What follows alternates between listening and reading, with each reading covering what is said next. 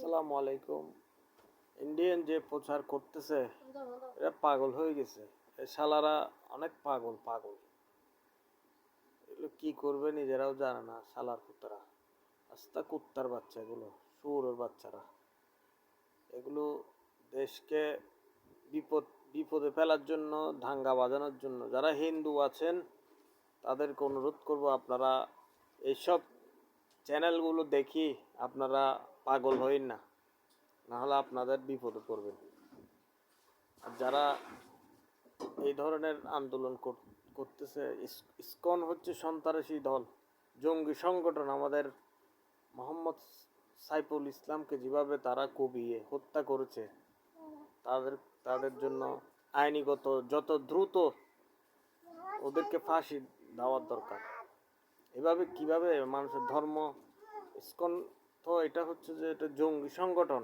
এগুলো কোত্থেকে আসে? এগুলো এত বড় সাহস কোত্থেকে পায়?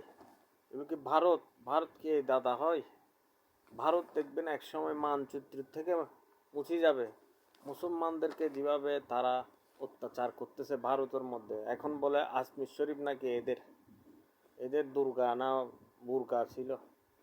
এটা কি বলে? এরা এরা তো মূলত হচ্ছে যে শান্তি বলে, নিজেরা শান্তি বলে। তারা হচ্ছে এক নাম্বার মুসলমানদের জন্য। আমরা তো মনে করতাম যে ইহুদিরা না আমাদের দুশ্মন, এখন দেখলাম তো হিন্দুরা না আমাদের দুশ্মন বেশি।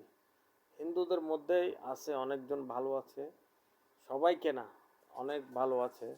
কিন্তু ইসকনগুলো বেশি এগুলো সব ইন্ডিয়ার থেকে কাজ করতেছে। আপনারা সবাই সাবধান থাকবেন, এই ইসকন থেকে দূরে থাকবেন। যারা আছেন হিন্দু, আমাদের সবার বন্ধু বান্ধবও থাকতে পারে, সবাই এদের পাল্লায় পড়িয়েন না। শান্তিশিষ্টভাবে থাকেন, কারো কথায় কান দিয়েন না। কেউ যদি টাকা পয়সা দিয়ে আপনাকে বলবে আন্দোলনে আসেন, এটা ওখানে আসেন, এখানে আসেন, যাবেন না। কোনো টাকার প্রয়োজন মনে করবেন না। আচ্ছা, ভালো থাকিয়েন। আসসালামু আলাইকুম।